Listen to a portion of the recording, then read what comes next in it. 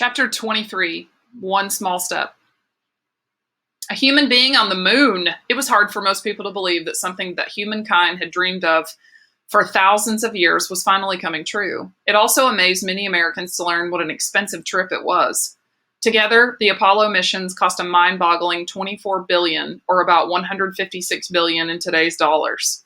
Not everyone believed that the exploration of space was worth the astronomical price tag. A few days before the Apollo 11 launch, 200 protesters marched outside Cape Canaveral as part of the Poor People's Campaign, a movement designed to bring attention to the problems facing poor people of all colors.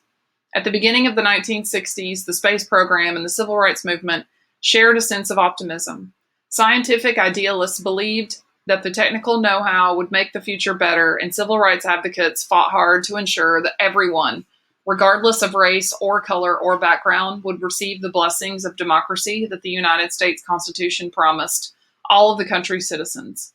By the end of the decade, some of those civil rights leaders argued that the billions of dollars spent to send a handful of people to the moon could help many millions of poor people right here on Earth. Activists challenged NASA to consider the worthiness of the space program when disadvantaged people on Earth could barely put food on the table. Many people also asked why there weren't any Black astronauts and why there were only a few Black engineers or scientists working for NASA. African Americans believed that outer space belonged to people of every race, and the space program should too. Not many of them knew that in Hampton, Virginia, Black women like Catherine and Dorothy and Mary and Christine were working hard using their mathematical talents to help the United States. Landing. On July 20th, 1969, more than 600 people around the world sat in front of their TVs, eager for their first close-up look at the heavenly body that they had only ever seen in the sky from their earthly home. While the astronauts continued their 238,900-mile journey to the moon, Katherine Johnson had just finished a much shorter trip. She and about 100 of her sorority sisters had come to a quiet hotel in the Pennsylvania mountains for a weekend retreat.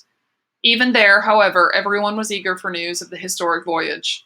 The other women crowded around the hotel's small black and white television, listening to the news anchors and watching the screen as the astronauts glided closer and closer to their destination. The moon mission was so complex that it had taken more than 400,000 people working as a team to send the spacecraft safely on its way.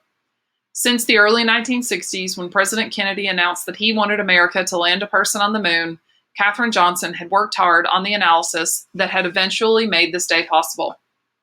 She had given years of hard work to NASA and its mission, but the hardest part might have been to sit watching the astronauts moving away from Earth through the cold vacuum of space bound for the moon. She knew there was no way she would be able to relax until the astronauts had landed on the moon and returned safely back to Earth. Even with the 26 manned flights under NASA's belt, this was different and everyone knew it. Katherine Johnson watched the television. The Eagle, the lunar lander, a crab-like mechanical contraption carrying astronauts Neil Armstrong and Buzz Aldrin, emerged from the Apollo commanding module and descended to the surface of the moon. At 10:38 p.m. Eastern Daylight Time on July 20th, 1969, humankind set foot for the first time in history on a heavenly body other than the Earth. Astronaut Neil Armstrong climbed down a ladder and stepped onto the moon. "That's one small step for a man," he said, "but one giant leap for mankind." The actual landing had been one part of the mission that had been impossible to rehearse, and the most dangerous. The Apollo 11 astronauts had given the mission only a so-so chance of success. Neil Armstrong thought they had a 50-50 chance of landing on the moon on the first try. Katherine Johnson had confidence. She knew her numbers were right. She always expected the best. "You have to expect progress to be made," she said. Timing was everything. After the moonwalk, Katherine knew the astronauts had a brief window to get back into the lunar lander and reconnect with the mothership above. Then they had 3 long days on the highway back to Earth, followed by a journey through the fire of the atmosphere and down to the ocean below. She knew she would hold her breath until the space pioneers had been lifted from the ocean by the waiting Navy ships. But the mission was a success from beginning to end, takeoff to splashdown. The astronauts had returned to their home on Earth safely. Katherine enjoyed a bit of ease, but only for a moment. NASA still had 6 more Apollo missions planned, and there was always the thrill of the next discovery. Now that NASA had successfully landed astronauts on the moon, Catherine and some of her coworkers had talked about a mission to Mars. Others dreamed about going even farther away from Earth, embarking on a grand tour that would send a spacecraft hopping from Mars to Jupiter to Saturn like a stone skipped across a glassy lake. It wouldn't be easy, but the nimble minds at Langley could make it a reality.